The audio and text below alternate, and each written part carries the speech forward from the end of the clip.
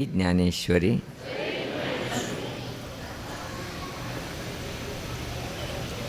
ಅತ್ಯಂತ ಆನಂದವಾಗ್ತಾ ಇದೆ.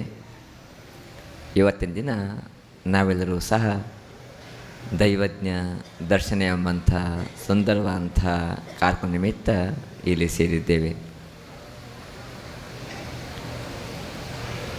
ಅತ್ಯಂತ ಅದ್ಭುತವಾಗಿ ನಮ್ಮ ಸಮಾಜ ಬಾಂಧವರು ಈ ಕಾರ್ಯಕ್ರಮವನ್ನು ಸಂಘಟಿಸಿ ಅಪೂರ್ವ ರೀತಿಯಲ್ಲಿ ಮಾಡಿ ತೋರಿಸಿದ್ದಾರೆ. ಇವತ್ತಿನ ಈ ಕಾರ್ಯಕ್ರಮ ಜನ ಸಾಗರದಿಂದ ತುಂಬಿ ತುಳುಕಿ ಅಭೂತಪೂರ್ವವಾಗಿ ನಡೆದಿದೆ. ಎಲ್ಲ ಕಡೆಯೂ ಕೂಡ ಈ ರೀತಿ ಕಾರ್ಯಕ್ರಮ ನಡೀತಾ ಇದೆ. ಆದರೆ ಇಲ್ಲಿ ಕೆಲವಷ್ಟು ವಿಶೇಷಗಳನ್ನು ನಾವು ಗಮನಿಸಲೇಬೇಕು. ಶಿಸ್ತು, ಸಂಯಮ, ಅದರೊಟ್ಟೊಟ್ಟಿಗೆ 2026ನೇ ಇಸ್ವಿ ಇವತ್ತಿನಿಂದ ಶುರುವಾಗ್ತಾ ಇರುವುದರಿಂದ ಪುಷ್ಪದ ಮೇಳೆಗಳೇ ನಾವು ನಡೀತಾ ಬರುತ್ತಿದ್ದಂತೆ ನಮ್ಮ ಮಾತೆಯರು 26 ಆರತಿಗಳಿಂದ 7 ವರ್ಷವನ್ನು ಸ್ವಾಗತಿಸಿ ತಮ್ಮ ಜೀವನದಲ್ಲಿ ಪ್ರಕಾಶಮಾನವಾಗಲಿ ಎಂಬುವಂಥ ಸೂಚನೆಯನ್ನು ಕೊಟ್ಟು ಈ ಕಾರ್ಯಕ್ರಮಕ್ಕೆ ಹರಿಸಿದ್ದಾರೆ. ಹೀಗಾಗಿ ತುಂಬ ಸುಂದರವಾದಂಥ ವಿದ್ಯುಕ್ತವಾದಂಥ ಕಾರ್ಯಕ್ರಮ ಇವತ್ತಿಲ್ಲಿ ನೆರವೇರಿದೆ. ಇಲ್ಲಿ ಬಂದಾಗ ಮತ್ತಷ್ಟು ಆನಂದವಾಯಿತು ನಮಗೆ. ನಮ್ಮ ಜ್ಞಾನೇಶ್ವರಿ ಮಾತೆ ತನ್ನ 2 ಕೋರರೊಂದಿಗೆ ಗಣಪತಿ ಸುಬ್ರಹ್ಮಣ್ಯರೊಂದಿಗೆ ಶ್ರೀಮಠದಲ್ಲಿ ಹೇಗೆ ರಾರಾಜಮಾನರಾಗಿದ್ದಾಳೋ ಅದೇ ರೀತಿಯಾಗಿ ಬಾಳೆಯ ಸುಂದರವಾದಂಥ ಮಂಟಪದಲ್ಲಿ ರಾರಾಜಮಾನಲಾಗಿದ್ದಾಳೆ, ವಿರಾಜಮಾನಲಾಗಿದ್ದಾಳೆ. ಮನಸ್ಸಿಗೆ ತುಂಬ ಸಂತೋಷವಾಯಿತು. ಇದನ್ನು ರಚಿಸಿದಂಥ ನನ್ನ ಮೋಹಿತ್ ಮಿತ್ರನಿಗೆ ಧನ್ಯವಾದ ಹೇಳ್ತಾ, ಇಷ್ಟಕ್ಕೆ ಸಾಲದು, ಜ್ಞಾನೇಶ್ವರಿ ಬಾಳೆಯ ಮಂಟಪದಲ್ಲಿ ವಿರಾಜಮಾನರಾದಷ್ಟೇ ಸಾಲದು, ಬಾಳಿನ ಮಂಟಪದಲ್ಲೂ ಕೂಡ ವಿರಾಜಮಾನಲಾಗಬೇಕು. ಆವಾಗಲೇ ನಮ್ಮ ಜೀವನ ಧನ್ಯವಾಗ್ತಂತ ಹೇಳಲಿಕ್ಕೆ ಬಯಸ್ತಾ ಇದ್ದೇನೆ. ಇವತ್ತಿನ ದಿನ ನಮ್ಮ ಆತ್ಮೀಯ ವಿದ್ಯಾರ್ಥಿಗೆ ವಿಶೇಷವಾದಂಥ ಕಂಪ್ಯೂಟರ್ ಉಡುಗೊರೆಯನ್ನು ನನ್ನ ಕೆಲವು ಮಿತ್ರರು ತಮ್ಮ ಧನದಿಂದ ಸಮರ್ಪಿಸಿ ಅವನಿಗೆ ಶುಭವನ್ನು ಹಾರೈಸಿದ್ದಾರೆ. ಆ ನನ್ನ ವಿದ್ಯಾರ್ಥಿ ಮಿತ್ರನಿಗೆ ಧನ್ಯವಾದ ಹೇಳ್ತಾ, ಆ ಕಾರ್ಯಕ್ಕೆ ಕೈವಹಿಸಿದಂಥ ನಮ್ಮ ನಾಗರಾಜಣ್ಣ ಮತ್ತು ಅವರ ಮಿತ್ರ ತಂಡವರಿಗೆ ಹಾರ್ದಿಕವಾದಂಥ ಧನ್ಯವಾದಗಳನ್ನು ಸಲ್ಲಿಸಲಿಕ್ಕೆ ಬಯಸ್ತಾ ಇದ್ದೇನೆ. ಇವತ್ತಿನ ದಿನ ಪ್ರಾಯಶಃ ತುಂಬ ಸುಂದರವಾಗಿ ಕಾರ್ಯಕ್ರಮ ನೆರವೇರಿದೆ. ಪರಮ ಪೂಜ್ಯರ ಮಾತಿನ ನಂತರ ಪ್ರಾಯಶಃ ನಾವು ಮಾತಾಡುವಂಥದ್ದು ಅನಿವಾರ್ಯವಲ್ಲ ಅಂಥೇಳಿ ಅನ್ನಿಸ್ತು. ಎಲ್ಲ ವಿಷಯವನ್ನು ಅವರು ತುಂಬ ಸುಂದರವಾಗಿ ಇಲ್ಲಿಂದಲೇ ಉಪನ್ಯಾಸವನ್ನು ಶುರು ಮಾಡಿ ತಮಗೆ ಪುನಃ ಉಪನ್ಯಾಸವನ್ನು ಸಮರ್ಪಿಸಿ ತುಂಬ ಅದ್ಭುತವಾದಂಥ ಮಾತುಗಳಿಂದ ನಮ್ಮೆಲ್ಲರನ್ನು ಕೂಡ ಪರಮ ಪೂಜ್ಯರು ಸಂತೋಷಪಡಿಸಿದ್ದಾರೆ. ಹೀಗಾಗಿ ಪ್ರಾಯಶಃ ಇನ್ನೆರಡೇ ಕೆಲವೇ ಮಾತುಗಳು ಮಾತ್ರ ನಾವಾಡುವಂಥದ್ದು. ಪ್ರಾಯಶಃ ಹೋದ ವರ್ಷ ಅಷ್ಟೇ ನಾವು ಚಾತುರ್ಮಾಸ್ಯ ವ್ರತವನ್ನು ಇಲ್ಲಿ ಅತ್ಯಂತ ಸುಂದರವಾಗಿ ನಡೆಸ್ಕೊಟ್ವಿ. ನಾವು ಅಂತ ಹೇಳಿದ್ರೆ ನೀವು, ನಾವು ಬೇರೆ ಅಲ್ಲ, ನೀವು ಬೇರೆ ಅಲ್ಲ, ಅದನ್ನು ನಾವು ಅಂತೇಳಿ ಹೇಳ್ಕೊಳ್ತಾ ಇದ್ದೇವೆ. ಇಷ್ಟೇ ತುಂಬ ಸುಂದರವಾಗಿ ನಮಗನ್ನಿಸ್ತಾ ಇತ್ತು, ಈ ದೈವ ದರ್ಶನ ಕಾರ್ಯಕ್ರಮ 25ನೇ ಇಸ್ವಿಯಲ್ಲಿ ಬಂದುಬಿಟ್ರೆ ಅದೇ ಇಸ್ವಿಯಲ್ಲಿ ಪುನಃ 2 ಕಾರ್ಯಕ್ರಮ ಮಾಡ್ದಾಗಾಯ್ತಲ್ಲ ಅಂಥೇಳಿ. ಆದರೆ ಭಗವಂತನ ದಯೆ ಹೇಗಿದೆ ನೋಡಿ.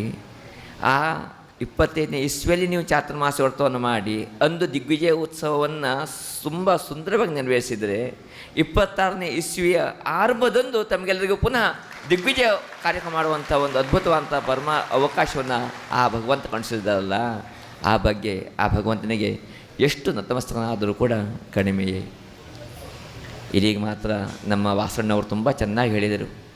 26ನೇ ಇಸ್ವಿಯ ಆರಂಭವನ್ನು ಅನೇಕರು ಅನೇಕ ರೀತಿಯಲ್ಲಿ ಮಾಡ್ತಾ ಇದ್ದರೆ ನಾವೆಲ್ಲರೂ ಕೂಡ ದೈವಿಕ ವಾತಾವರಣದಲ್ಲಿ ಅದನ್ನು ಆಚರಿಸ್ತಾ ಇದ್ದೇವೆ ಅಂಥೇಳಿ. ಖಂಡಿತವಾಗಲು ಕೂಡ ಹೌದು. ಕೆಲವರು ಕುಡಿದೋ ತಿಂದೋ ಏನೇನೋ ಮಜಾ ಮಾಡ್ತಾ ಇದ್ದರೆ, ಇವತ್ತು ನಾವು ಮಜಾ ಮಾಡ್ತಾ ಈ ಉತ್ಸವವನ್ನು, ಈ ಸಂವತ್ಸರವನ್ನು ಅಥವಾ ಈ ದೈವದರ್ಶನವನ್ನು ಆಚರಿಸ್ತಾ ಇಲ್ಲ. ನಾವು ಭಕ್ತಿ ಭಾವದಿಂದ ಇದನ್ನು ಆಚರಿಸ್ತಾ ಇದ್ದೇವೆ. ಯಾತಕ್ಕಾಗಿ? ನಮ್ಮ ಭಾರತೀಯ ಸಂಸ್ಕೃತಿ ಉಳಿಯಬೇಕು, ಬೆಳೆಯಬೇಕು, ನಮ್ಮ ಮುಂದಿನ ಪೀಳಿಗೆಗೆ ಅದನ್ನು ನಾವು ಹಸ್ತಾಂತರಿಸಬೇಕು ಎಂಬ ನಿಟ್ಟಿನಲ್ಲಿ ತುಂಬ ಸುಂದರವಾಗಿ ಭಯಭಕ್ತಿಯಿಂದ ಅತ್ಯಂತ ಶ್ರೇಷ್ಠವಾಗಿ ತಾವು ಅದನ್ನು ಆಚರಿಸಿ ತೋರಿಸಿದ್ದೀರಿ, ಹರ್ಷವನ್ನು ವ್ಯಕ್ತ ಮಾಡಿದ್ದೀರಿ. ಈ ವರ್ಷ ಆರಂಭವಾಗಿದೆ, ಹರ್ಷ ತಂದಿದೆ. ಕೇವಲ ವರ್ಷ ಆರಂಭವಾಯಿತು, ಇವತ್ತಿನ ಹರ್ಷದಲ್ಲಿ ನಾವು ಜೀವನ ಮಾಡ್ತಾ ಇದ್ದೇವೆ, ಇಷ್ಟೇ ಸಾಲದು. ನಮ್ಮ ಜೀವನದಲ್ಲಿ ಕೆಲವಷ್ಟು ಬದಲಾವಣೆಗಳನ್ನು ನಾವು ಮಾಡಿಕೊಳ್ಳೇಬೇಕಾಗಿದೆ. ನಮ್ಮ ಜೀವನ ಉನ್ನತಕ್ಕೆ ಏರಲಿಕ್ಕಾಗಿ ನಮಗೆ ಈ ಜೀವನ ಪ್ರಾಪ್ತವಾಗಿದೆ ಹೊರತು ತುಂಬ ಹೀನಾಯವಾಗಿ ತಿಂದುದು ಉಣ್ಣುವುದು ಒಂದಿನ ಸಾಯೋದಕ್ಕಾಗಿ ಅಲ್ಲ ಎಂಬುದನ್ನು ಸತ್ಯವಾದಂಥ ಮಾತನ್ನು ನಾವೆಲ್ಲರೂ ಕೂಡ ಅರ್ಥಕೊಳ್ಬೇಕಾಗಿದೆ. ಆ ನಿಟ್ಟಿನಲ್ಲಿ ಪ್ರಾಯ ನಮ್ಮ ಜೀವನದಲ್ಲಿ ಕೆಲವು ಬದಲಾವಣೆಗಳನ್ನು ಅನಿವಾರ್ಯ ನಾವು ತಂದುಕೊಳ್ಳೋಣ. ಹೊಸ ವರ್ಷವನ್ನು ನಾವು ಯಾವ ರೀತಿಯಾಗಿ ಸ್ವಾಗತಿಸ್ತೇವೋ ಆಂಗ್ಲ ಪದ್ಧತಿಯಂತೆ ನಮ್ಮ ಜೀವನದಲ್ಲಿ ಹೊಸತನವನ್ನು ಕೂಡ ತುಂಬಿಕೊಳ್ಳೋಣ. ಯಾವ ಆ ಹೊಸತನಗಳು? ಬೆಳಿಗ್ಗೆ ಬೇಗ ಏಳುವಂಥ ಒಂದು ಕೈಕರ್ಯವನ್ನು ಮಾಡಿದ್ರೆ ಸಾಕು. ನಮ್ಮ ಜೀವನದಲ್ಲಿ ತುಂಬ ಬದಲಾವಣೆಗಳು ಆಗ್ತಾ ಹೋಗ್ತವೆ. ನಮ್ಮ ಆರೋಗ್ಯ ಸುಧಾರಿಸ್ತಾ ಹೋಗ್ತದೆ, ನಮ್ಮ ಮನಸ್ಥಿತಿ ತುಂಬ ವಿಶಾಲ ಮಟ್ಟಕ್ಕೆ ಇರ್ತದೆ. ಹೀಗಾಗಿ ನಾವೆಲ್ಲರೂ ಕೂಡ ಒಂದು ಸಂಕಲ್ಪ ಮಾಡಬೇಕು. ಬೆಳಗ್ಗೆ ಆದಷ್ಟು ಬೇಗ, ಸಾಮಾನ್ಯ 6 ಗಂಟೆಗೆ ಆದರೆ ಸಾಧ್ಯವಾದ 6 ಗಂಟೆ ಒಳಗೆ ಹೇಳ್ಬೋದು, ಅಥವಾ 7 ಗಂಟೆ ಒಳಗೆ ಆದರೂ ಕೂಡ ನಾವು ಹೇಳಲೇಬೇಕೆಂಬಂಥ ಒಂದು ಸಂಕಲ್ಪದೊಂದಿಗೆ ನಮ್ಮ ಈ ಹೊಸ ವರ್ಷವನ್ನು ಆರಂಭಿಸೋಣ ಅಂತ ಹೇಳಿಕ್ಕೆ ಬಯಸ್ತಾ ಇದ್ದೇವೆ. ಅದರೊಟ್ಟೊಟ್ಟಿಗೆ ಪ್ರತಿದಿನ 1 ರಿಂದ 1.5 ತಾಸು ಮಾತ್ರ ಮೊಬೈಲಲ್ಲಿ ಇರ್ತಕ್ಕಂಥ ವೀಡಿಯೋಗಳನ್ನು ನೋಡುವಂಥದ್ದು. ಅದರ ನಂತರ ಮೊಬೈಲನ್ನು ನಾನು ಉಪಯೋಗಿಸುವುದಿಲ್ಲ ಎಂಬುವಂಥ ದೃಢ ನಿಶ್ಚಯವನ್ನು ನಾವು ಇಟ್ಕೊಳ್ಳೋಣ. ಆವಾಗ ಸಮಾಜ ಕಾರ್ಯದಲ್ಲಿ, ನಮ್ಮ ಮನೆಯ ಮೈತ್ರಿಯ ಕಾರ್ಯದಲ್ಲಿ ಬಾಂಧವ್ಯವನ್ನು ಬೆಳೆಸಲಿಕ್ಕೆ ನಮಗೆ ಸಮಯ ಸಿಗ್ತದೆ. ನಮ್ಮಲ್ಲಿ ವಿಶೇಷವಂತ ಬೇರೆ ಬೇರೆ ಆಲೋಚನೆಗಳು ಕಡಿಮೆ ಆಗ್ತವೆ. ಆ ನಿಟ್ಟಿನಲ್ಲಿ ಮೊಬೈಲನ್ನು ಕಡಿಮೆ ಉಪಯೋಗಿಸುವಂಥ ಒಂದು ಕೈಕರ್ಯವನ್ನು ನಾವು ಇಟ್ಕೊಂಡು ಬಿಟ್ಟರೆ ಜೀವನದಲ್ಲಿ ಎಷ್ಟೋ ಬದಲಾವಣೆ ಆಗ್ತವೆ. ಅಷ್ಟೇ ಅಲ್ಲ, ಎಷ್ಟೋ ಸಮಸ್ಯೆಗಳು ತನ್ನಿಂತಾನೇ ದೂರ ಸರಿತಾ ಹೋಗ್ತವೆ. ಹೀಗಾಗಿ 2ನೇಯ ಬದಲಾವಣೆಗಳಿಗೋಸ್ಕರ ನಿಮ್ಮಲ್ಲಿ ನಾವು ಬೇಡ್ತಾ ಇದ್ದೇನೆ. 3ನೇ ಬದಲಾವಣೆಯನ್ನು ಕೂಡ ನಾವು ಮಾಡಿಕೊಳ್ಳೋಣ. ಜೀವನದಲ್ಲಿ ಎಂಥವೇ ಸಂದರ್ಭದಲ್ಲಿ ನಗ್ತಾ ಇರುವಂಥ ಒಂದು ಚಿಂತನೆಯನ್ನು ನಾವು ಇಟ್ಕೊಳ್ಳೋಣ. ನಾವು ಯಾವಾಗ ನಗ್ತಾ ಇರ್ತೀವೋ, ಹಸನ್ಮುಖಿಗಳಾಗಿರ್ತೀವೋ, ಸಂತೋಷನಿರ್ತೀವೋ, ಆವಾಗ ನಾವೊಬ್ಬರೇ ಸಂತೋಷ ಇರುವುದಲ್ಲ, ನಮ್ಮ ಮುಂದಿನವರು ಕೂಡ ಸಂತೋಷವನ್ನು ಪ್ರಕಟಿಸುವಂಥ ಅವಕಾಶ ಸಿಗ್ತಾ ಇರ್ತದೆ. ಹೀಗಾಗಿ ನಾವು ಹಸನ್ಮುಖರಾಗಿದ್ದಾಗ ಎದುರಿನವರು ಕೂಡ ನಮ್ಮ ಮುಂದೆ ಹಸನ್ಮುಖರಾಗಿ ಪ್ರಕಟರಾಗ್ತಾರೆ. ಹೀಗಾಗಿ ನಾವು ನಗ್ತಾ ಇತರನ್ನು ಕೂಡ ನಗಿಸುವಂಥ ಒಂದು ಭವ್ಯತೆಯನ್ನು ಬೆಳೆಸ್ಕೊಳ್ಳೋಣ. ಈ ನಿಟ್ಟಿನಲ್ಲಿ ಪ್ರಾಯ 3 ವ್ರತವನ್ನು ಹೇಳ್ತಾ ಇದ್ದೇನೆ. ದುಡ್ಡು ಖರ್ಚು ಮಾಡುವಂಥ ವ್ರತಗಳಲ್ಲ ಇದು. ಬೆಳಿಗ್ಗೆ ಬೇಗ ಏಳುವುದಂಥದ್ದು. ಬೆಳಿಗ್ಗೆ ಬೇಗ ಏಳಬೇಕಾದ್ರೆ ಬೆಳಿಗ್ಗೆ ರಾತ್ರಿ ಬೇಗ ಮಲ್ಕೊಳ್ಳೇಬೇಕು, ಇದು ಅನಿವಾರ್ಯ. ಮತ್ತು ಮೊಬೈಲನ್ನು ದಿನಕ್ಕೆ 1.5 ತಾಸು ಮಾತ್ರ ಹೆಚ್ಚಂತ ಹೇಳಿದರೆ, ಅದಕ್ಕೆ ಹೆಚ್ಚು ನಾವು ರೀಲ್ಸ್ ನೋಡಲಿಕ್ಕೆ, ಯೂಟ್ಯೂಬ್ ನೋಡಲಿಕ್ಕೆ ಅಥವಾ ಫೇಸ್ಬುಕ್ ವಾಟ್ಸಪ್ ಮಾಡಲಿಕ್ಕೆ ಉಪಯೋಗವನ್ನೇ ಮಾಡಬಾರ್ದು. ಫೋನ್ ಮಾಡಲಿಕ್ಕೆ ಅಥವಾ ಫೋನ್ ತೊಗೊಳ್ಲಿಕ್ಕೆ ಅಷ್ಟೇ ಉಪಯೋಗ ಮಾಡೋಣ. ಇದರಿಂದ ಹೆಚ್ಚು ಸಮಯ ನಮಗೆ ಸಿಗ್ತದೆ. ನಾವು ಹೆಂಡತಿ, ನಮ್ಮ ಮಕ್ಕಳೊಂದಿಗೆ, ನಮ್ಮ ಗಂಡನೊಂದಿಗೆ ನಾವು ಚೆನ್ನಾಗಿ ಮಾತಾಡಿ ಸಂಬಂಧಗಳನ್ನು ಬೆಳೆಸಲಿಕ್ಕೆ, ಸಮಾಜ ಕಾರ್ಯ ಮಾಡಲಿಕ್ಕೆ, ದೇವತಾ ಕಾರ್ಯ ಮಾಡಲಿಕ್ಕೆ ನಮಗೆ ಅವಕಾಶ ಸಿಗ್ತದೆ. ಈ ನಿಟ್ಟಿನಲ್ಲಿ ನಾವು ಅದನ್ನು ಕೂಡ ರೂಢಿಸ್ಕೊಳ್ಳೋಣ. ಅದರೊಟ್ಟೊಟ್ಟಿಗೆ ನಗುಮುಗದಿಂದ ಇತರನ್ನು ಸಮ್ಮುಖೀಕರಿಸುವಂಥದ್ದು, ಇತರ ಎದುರುಗಡೆ ನಾವು ಹೋಗುವಂಥದ್ದು. ಅದರಿಂದ ಅವರು ಎಷ್ಟೇ ಕಷ್ಟವಿರಲಿ, ನಾವು ನಗುಮುಗದಿಂದ ಅವರ ಎದುರಿಗೆ ಹೋದಾಗ ಅವರು ನಕ್ಕು ನಮ್ಮನ್ನು ಸ್ಪಂದಿಸ್ತಾರೆ. ಅವರು ನಕ್ಕು ನಮ್ಮನ್ನು ಸ್ಪಂದಿಸಿದಾಗ ಅವರಿಂದ ಎಷ್ಟೋ ದುಃಖಗಳು ತನ್ನಿಂತಾನೇ ಕಡಿಮೆ ಆಗ್ತವೆ.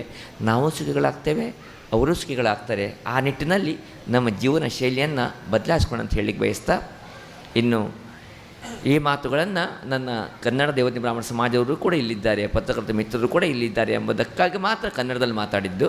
ಇನ್ನು ಮುಂದಿನ ಕೆಲವು ಮಾತುಗಳನ್ನು, 1-2 ನಿಮಿಷದ ಮಾತುಗಳನ್ನು ಕೊಂಕಣಿಯಲ್ಲಿ ಆಡಲಿಕ್ಕೆ